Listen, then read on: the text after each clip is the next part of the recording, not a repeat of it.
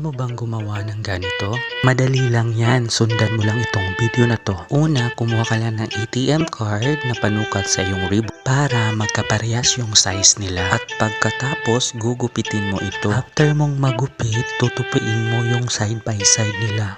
At para makabuo tayo ng petals na gagamitin natin sa paggawa ng rose, gumamit nga pala tayo ng glue ganito para mapagdikit-dikit natin yung mga petals. Pagkatapos, i-roll mo lang siya hanggang sa makabuo ka ng rosas. O diba, ganun lang kasimple, kayang-kaya nyo rin itong gawin. So kung nagustuhan mo po itong video na to, huwag nyo pong kalimutang i-follow, like, and share. So after nating i-roll, lalagyan natin ng glue yung sa ibabaw ng bulaklak. Tapos i-dip natin siya sa glitters para mas maganda talaga siya tingnan. So ganun lang kasimple, pwede mo na siyang ibenta. O kaya ibigay mo sa jowa mo kung may jowa ka. Chares!